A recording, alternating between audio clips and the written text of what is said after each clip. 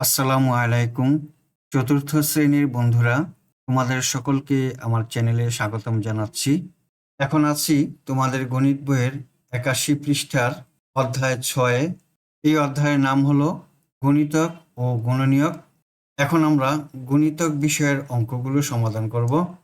বন্ধুরা, তোমরা যারা আমার চ্যানেলটি সাবস্ক্রাইব করনি তারা সাবস্ক্রাইব করে আমার চ্যানেলের সাথে থেকো।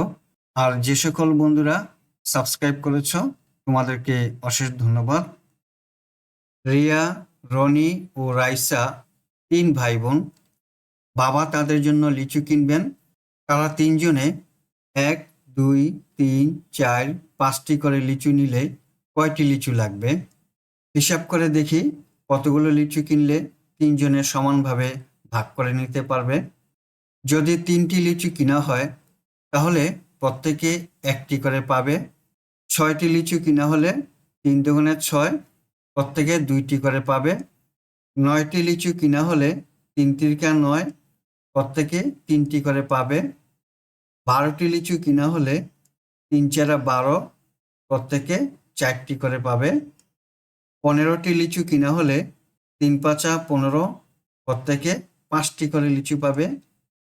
১৮টি লিচু কিনা হলে ৩ ছয় ১৮, প্রত্যেকে ৬টি করে লিচু পাবে।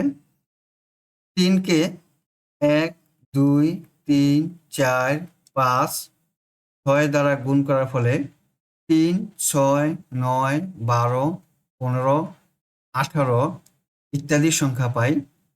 ৩কে কোনো পূর্ণ সংখ্যা দ্বারা গুণ করার ফলে যে সকল সংখ্যা পাওয়া যায় সেগুলো হলো ৩-এর গুণিতক। গুণিতক কাকে বলে আমরা জানতে পারলাম। কোনো সংখ্যাকে পূর্ণ সংখ্যা দ্বারা গুণ করার ফলে যে সকল সংখ্যা পাওয়া যায় সেগুলো হলো গুণিতক। ৩, ৬, ৯, ১২, ১৫ এবং ১৮ ইত্যাদি সংখ্যাগুলো হলো ৩-এর গুণিতক। আমরা সাধারণত 0-এর গুণিতক হিসাব করি না। ১ নম্বরে দেওয়া আছে, নিচের তালিকা থেকে ২ ও ৩-এর গুণিতকগুলোকে বৃত্ত দ্বারা চিহ্নিত করি।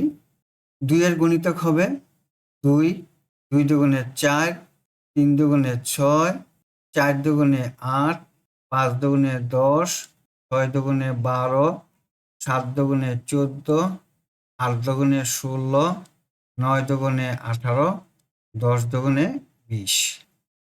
৩-এর গুণিতক হবে ৩-কে ৩, ৩ দুগুণে ৬, ৩ তিরিকা ৯, ৩ চারা ১২, ৩ পাঁচা ১৫, ৩ ছয় ১৮। আমরা ২ ও ৩-এর গুণিতক নির্ণয় করতে পারলাম।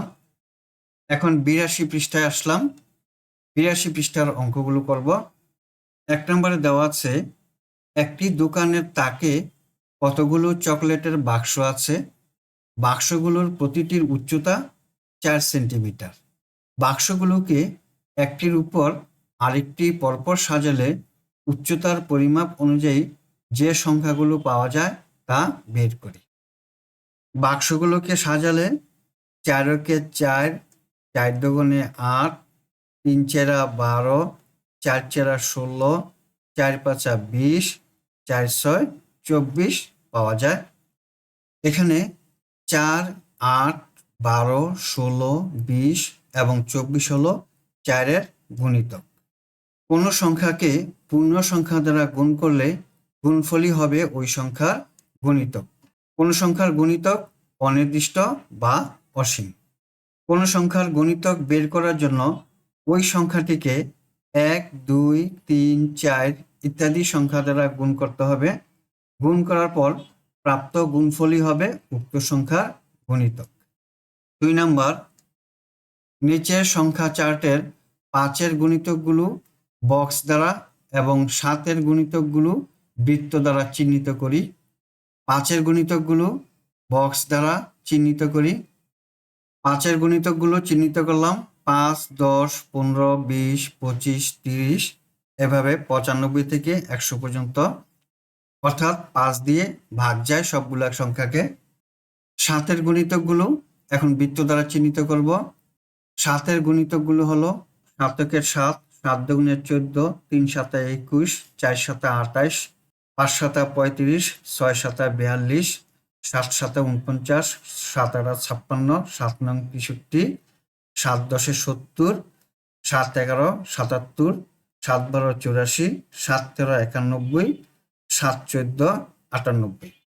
অর্থাৎ 7 দিয়ে যে সংখ্যাগুলোকে ভাগ যায় সেগুলো হবে 7-এর গুণিতক। আমরা 5 ও 7-এর গুণিতকগুলো চিহ্নিত করতে পারলাম। বন্ধুরা, আমরা এতক্ষণ 81 এবং 82 পৃষ্ঠার অঙ্কগুলো সমাধান করলাম। আগামী ক্লাসে 83 পৃষ্ঠার অঙ্কগুলো সমাধান করব। আজ বিদায় নিচ্ছি। আল্লাহ হাফেজ। আসসালামু আলাইকুম ওয়া রাহমাতুল্লাহ।